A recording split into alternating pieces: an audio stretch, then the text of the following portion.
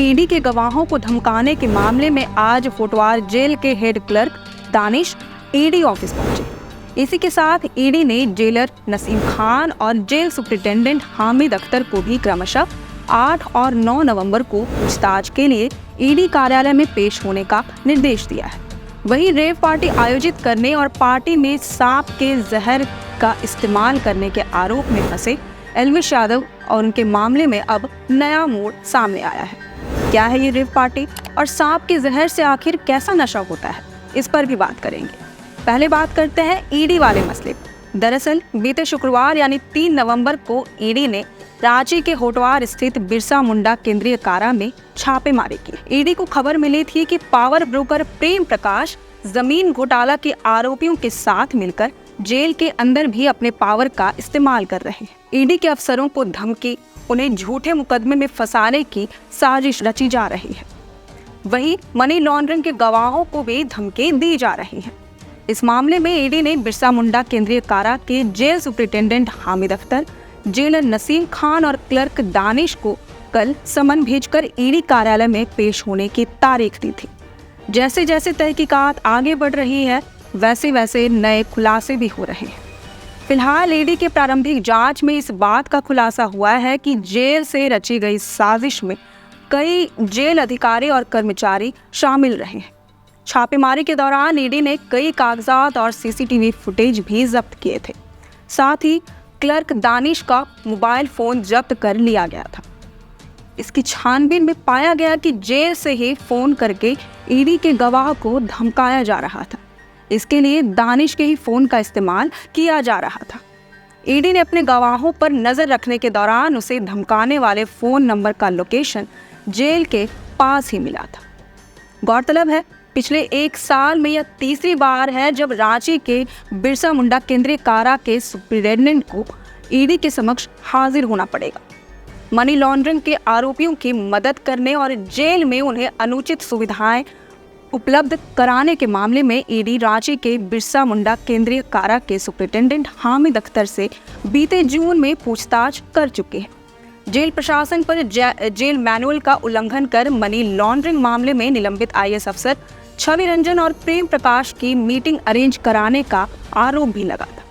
इसके पहले बीते साल दिसंबर महीने में भी ईडी ने 1000 करोड़ की मनी लॉन्ड्रिंग के किंगपिन पंकज मिश्रा की मदद करने के मामले में भी जेल सुपरिटेंडेंट से पूछताछ की थी। जेल में बंद रहते हुए भी पंकज मिश्रा ने 300 से ज्यादा फोन कॉल्स किए थे। इस पूरे मामले में जेल में बंद पावर ब्रोकर प्रेम प्रकाश केंद्र में है। इस मिलीभगत में कई प्रशासनिक और राजनीतिक अधिकारियों की भी संलिप्तता पाई गई है, जिसके लिए ईडी इनकी सूची तैयार करने में जुटी है। सूची तैयार होने के बाद इन्हें भी समन करके पूछताछ में बुलाया जाएगा। अब आते हैं एल्विश यादव वाले मसले। नोएडा पुलिस ने सांपों के जहर की सप्लाई रेव पार्टियों में किए जाने के मामले में यूट्यूबर एल्विश यादव को पूछताछ के लिए बुलाया है। एल्विश यादव का नाम आरोपी राहुल की पूछताछ में सामने आया था। इसके बाद उन्हें सांपों की जहर की सप्लाई मामले में नामजद आरोपी बनाया गया। हालांकि केस में एल्विश यादव की गिरफ्तारी की आशंका जताई जा रही थी, वह सीन अब पूरी तरह से बदलता नजर आ रहा है। नोएडा पुलिस ने एल्विश पर केस दर्ज करने वाले थानेदार पर कार्रवाई कर दी है। सांपों के जहर की सप्लाई मामले में एल्विश को नामजद किए जाने के केस को दूसरे थाने में भी ट्रांसफर किया गया है। वही खबर ये भी आई है कि नोएडा पुलिस आज 5 सपेरों को रिमांड में लेकर पूछताछ करेगी। सपेरों से पूछताछ के बाद नोएडा पुलिस एल्विश को भी जांच के लिए बुला सकती है। वन विभाग द्वारा बरामद कथित जहर की जांच रिपोर्ट आ गई है। सपेरों से बरामद 9 सांपों को आज कोर्ट में पेश करके उनको जंगल में वन विभाग के हवाले छोड़ दिया जाएगा। वहीं बीते दिनों राजस्थान पुलिस ने रूटीन चेकिंग के दौरान एल्विश यादव को पकड़ा था, लेकिन पूछताछ के बाद उन्हें छोड़ दिया गया। बता दें, ये मामला भारत में बैन रेव पार्टी आयोजित करने और वहां सांप के जहर को नशे के रूप में इस्तेमाल करने से संबंधित है। इसमें बिग बॉस OTT सीजन 2 के विजेता और यूट्यूबर एल्विश यादव मुख्य आरोपी बताए जा रहे हैं। इसी बीच एल्विश यादव का एक वीडियो भी तेजी से वायरल हो रहा है। इसमें एल्विश एक विदेशी लड़की के साथ खड़े हैं और अपने गले में सांप लटकाए दिखाई दे रहे हैं। लोगों का मानना है कि ये रेव पार्टी करने से संबंधित ही वीडियो है। ये मामला पुलिस के पास दर्ज किया गया है, जिसके आधार पर पुलिस ने अब तक 5 लोगों को गिरफ्तार भी किया है।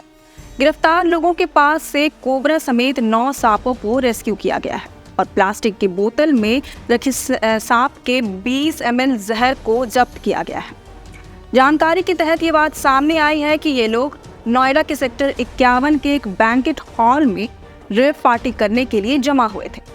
अब हम जिस रेव पार्टी का नाम बार बार ले रहे हैं, आखिरकार ये कौन सी चिड़िया का नाम है?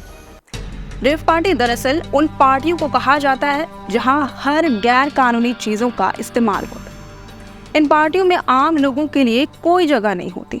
ऐसी पार्टी को आयोजित कराने के लिए बहुत ज़्यादा पैसे खर्च किए जाते हैं। लोग दुनिया भर के नशीले पदार्थों जैसे ड्रग्स, कोकेन, हीरोइन, गांजा, जहरीले जानवरों से होने वाले नशे तक का इसमें इस्तेमाल करते हैं। ऐसे में सेक्स बहुत ही कॉमन बात है। भारत में रेव पार्टी पर बैन है और एल्विश यादव पर ऐसी ही पार्टियों में स्नेक बाइट प्रोवाइड करने का आरोप है। इसका खुलासा एक स्टिंग ऑपरेशन के जरिए हुआ था, जिसे भाजपा सांसद मेनका गांधी द्वारा संचालित संगठन पीपल फॉर एनिमल के लिए काम कर रहे गौरव गुप्ता ने अपने सूत्रों के जरिए अंजाम दिया था। इसे लेकर नोएडा के सेक्टर 49 के पुलिस थाने में FIR भी दर्ज कराई गई थी।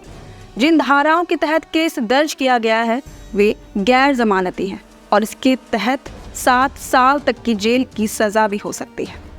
वहीं एल्विश यादव ने इन सभी आरोपों से इनकार करते हुए पुलिस जांच में सहयोग करने की बात कही है।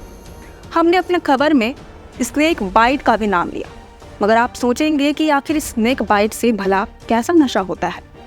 कि सांप के जहर से मौत नहीं हो जाती? दरअसल सांप के जहर का नशा अफीम या ड्रग्स की तरह ही होता है। इसका नशा अलग अलग लोगों को अलग अलग तरीके से प्रभावित कर सकता है। कई लोगों को इसका नशा 6 से 7 घंटे, तो वहीं बहुतों को ये 6-7 दिन तक चढ़ सकता है। जहर से शरीर में तेज झंझनाहट पैदा होती है, जिससे ऊर्जा का पारा 7वें आसमान पर होता है। पार्टियों में इसका इस्तेमाल इसीलिए किया जाता है ताकि लोग काफ़ी देर तक डांस वगैरह कर सकें। एक चुटकी सांप के जहर की कीमत करीब 25,000 रुपये तक की होती है। अब इसे शरीर में कैसे लिया जाता है और इसे तैयार कैसे किया जाता है? जहर को अलग अलग तरीके से शरीर में लिया जाता है। एक तरीका है जहरीले सांपों को पकड़कर उसे पहले उसका जहर निकाल लिया जाता है, फिर उसे 500 ml जहर के साथ मिलाकर K2 और K76 की गोलियां तैयार कर ली जाती हैं। इसे अमूमन शराब के साथ मिलाकर पिया जाता है। इसके अलावा इसे लिक्विड फॉर्म में डायरेक्ट इंजेक्शन के तहत भी शरीर में लिया जा सकता है। वहीं चरम सुख पाने के लिए कई लोग डायरेक्ट सांप से खुद को शरीर के कई हिस्सों, यहाँ तक कि डायरेक्ट जीभ तक में कटवा लेते हैं। इसके लिए जहरीले सांप जैसे कि कोबरा को इंजेक्शन देकर उसकी जहर की इंटेंसिटी को कम कर लिया जाता है। जब सांप की हालत लगातार खराब होती जाती है तब उसका जहर निकाल लिया जाता है और जो बचा खुचा जहर होता है सांप के अंदर उसे ही शरीर में डायरेक्ट कटवाया जाता है ताकि मौत जैसी स्थिति ना आए। हालांकि इसके बावजूद ये घातक साबित हो सकता है, मौत भी हो सकती है। इसलिए इस तरह के किसी भी नशे का सेवन ना करें, अपनी सेहत और सुरक्षा का ध्यान रखें और बने रहें हमारे लोकतंत्र 19 के साथ। अगर आपको ये वीडियो पसंद आया हो तो इसे ज़रूर से लाइक और शेयर करें। हमारे चैनल लोकतंत्र 19 को सब्सक्राइब और फॉलो करना ना भूलें। फिलहाल लेते हैं अलविदा। जोहार।